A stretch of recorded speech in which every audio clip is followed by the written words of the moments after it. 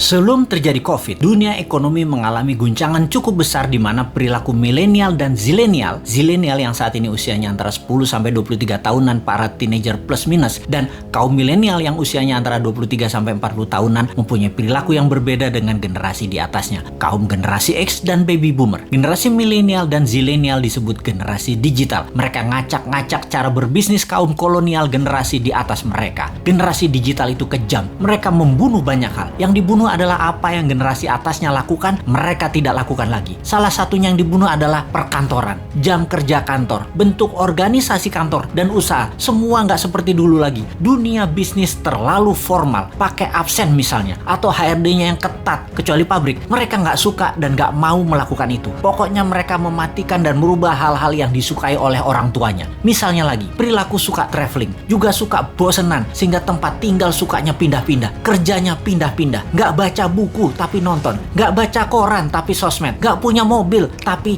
light asset yang dipakai atau sharing car dengan platform transportasi, suka nampang dan traveling belusukan paket murah meriah. Generasi digital juga membunuh media TV karena generasi digital everyone is broadcaster, everyone is reporter. Merek dan brand dibunuh juga oleh generasi digital. Brand itu menjadi less important bagi mereka. Bagi mereka yang penting adalah 3R, yaitu rating, review, dan recommendation.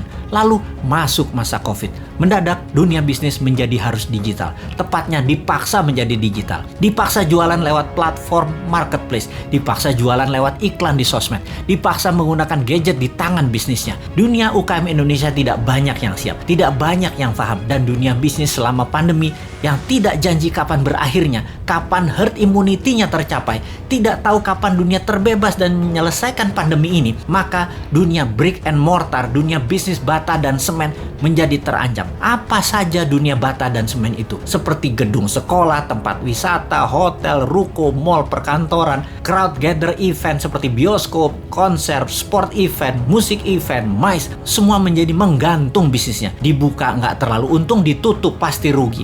Bisnis semen dan bata karena pandemi, pengunjungnya dan aturannya sering on off. Akhirnya mereka harus segera pivot. Hiburan pindah ke rumah, pindah ke tangan, pindah ke gadget. Pokoknya semuanya pindah ke digital.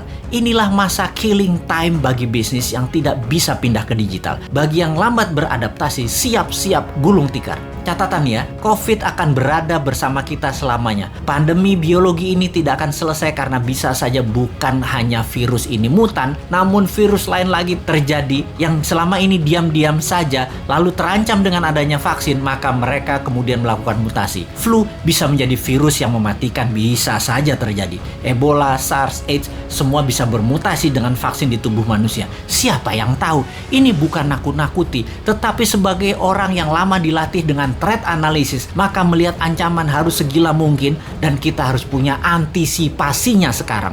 Jadi, tidak ada kata post-pandemic, yang ada adalah bagaimana mengambil peluang dan tetap survive di masa ini. Selama 5 tahun ke depan, masa kegelapan sebagian dunia bisnis mungkin bisa lama terjadi. Sekali lagi, sebagian dunia bisnis lama masuk masa kegelapan dan akan musnah. Dalam 5 tahun ke depan ada 30% macam bisnis baru dan ada 30% macam jenis pekerjaan yang baru lahir. Dalam 10 tahun ke depan ada 60% pekerjaan yang sekarang ada musnah dan ada lebih dari 60% pekerjaan baru yang saat ini belum ada macamnya akan muncul. Yang paling parah adalah pemerintahan. Kalau menggunakan cara lama, pola pikir lama, banyak negara yang akan musnah. Inilah yang mau kita ingatkan ke depan. Pastikan calon pemimpin ke depan mengerti apa yang akan terjadi ke depannya nanti. Calon pemimpin ke depan harus punya tim yang solid dan berpengalaman dunia internasional. Calon pemimpin ke depan tidak hanya dia populer, tapi dia paham dan terbukti bisa menjadi pemimpin visioner dan leader yang tegas. Kalau dilihat di etalase saat ini yang akan memimpin ke depannya,